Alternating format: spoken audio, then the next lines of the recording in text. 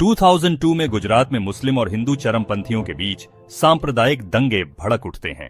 हिंसा के बीच एक युवा जायद मसूद और उसका परिवार अपने घर से भाग जाता है और हिंदू राजनीतिक कार्यकर्ता सुभद्राबेन के पास शरण लेता है।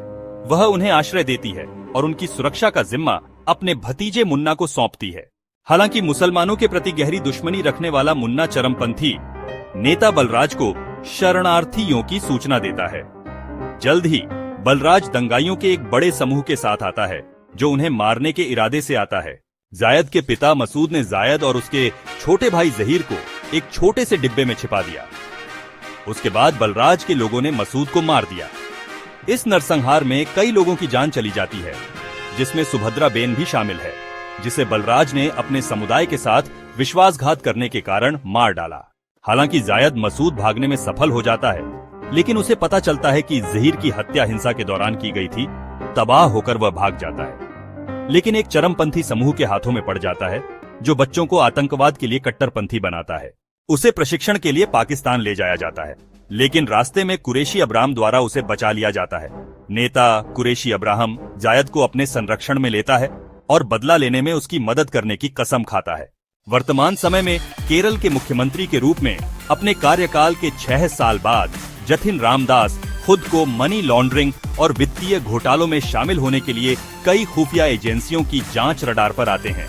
उनकी सत्तारूढ़ पार्टी इंडियन यूनियन फ्रंट के सदस्य, जिनमें उनके करीबी सहयोगी मुरुकन भी शामिल हैं, राज्य के राजनीतिक भविष्य को लेकर चिंतित हो जाते हैं।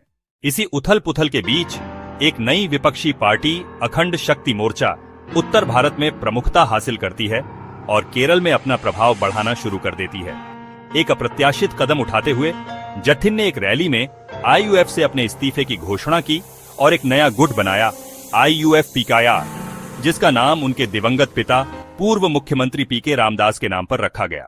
जतिन रामदास ने अखंड शक्ति मोर्चा के साथ पार्टी के गठबंधन का भी खुलासा किया, जिसके राष्ट्रीय नेता बलराज हैं, जो अब बाबा बजरंगी के नाम से काम कर रहे हैं।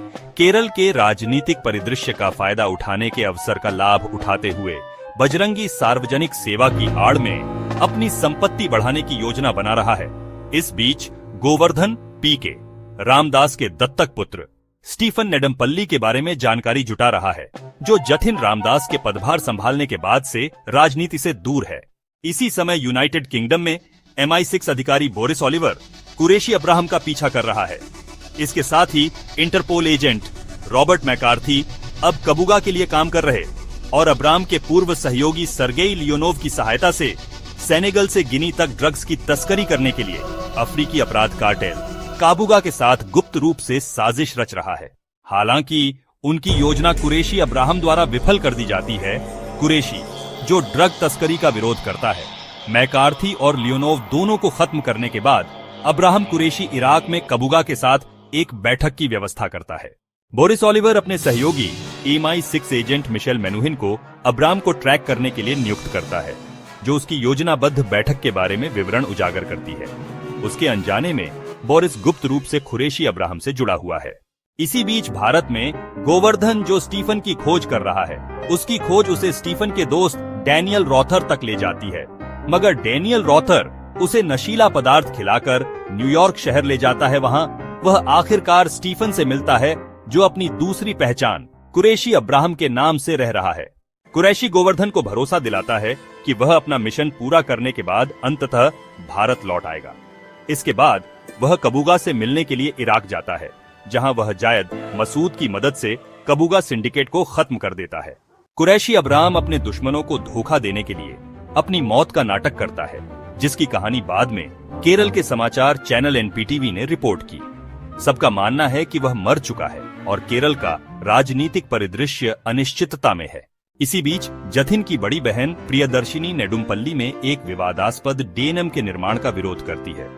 विरोध प्रदर्शन के दौरान उस पर अज्ञात हमलावरों द्वारा हमला किया जाता है, लेकिन वह जंगल में भागने में सफल हो जाती है। जंगल में वहां उसे स्टीफन द्वारा बचाया जाता है, जो अब भारत लौट आया है।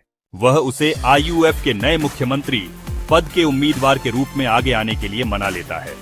दूसरी ओर जतिन रामदास बलराज और मुन्ना से मिलता है, लेकिन स्टीफन द्वारा उसका अपहरण कर लिया जाता है।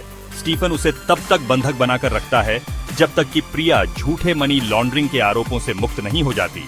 आरोप जो वास्तव में आईयूएफ के अध्यक्ष के रूप में जतिन के पिछले अपराधों से जुड़े थे। एक बार जब प्रियदर्शनी रिहा हो जाती है तो स्टीफन और जायद मसूद बलराज और मुन्ना के खिलाफ अंतिम मुठभेड़ की योजना बनाते हैं। वह वही लोकेशन चुनते हैं जहां जायद के परिवार का नरसंहार किया गया था।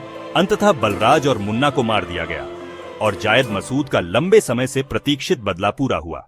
बलराज और मुन्ना की मौत के बाद प्रियदर्शनी आधिकारिक तौर पर अपना राजनीतिक अभियान शुरू करती है। इस बीच स्टीफन जतिन रामदास को एक अल्टीमेटम देता है, या तो प्रिया के सत्ता में आने का समर्थन करें या मौत का सामना करें। जतिन अनिच्छा से सहमत होता है। हालांकि हेलीकॉप्टर में चढ़ने के कुछ ही पल बाद एक बम फट जाता है जिससे उसकी तुरंत मौत हो जाती है। इसके बाद स्टीफन को शेन ट्राइड के नेता से एक कॉल आती है, जो एक शक्तिशाली इंडो चीनी अपराध सिंडिकेट है। वह कबूगा के साथ जुड़ा हुआ था। पोस्ट क्रेडिट सीन में शेन ट्राइड का नेता अब्राहम कुरैशी से मिलने में रुचि व्यक्त करता है, जो आसन्न संघर्ष की ओर इशारा करता है।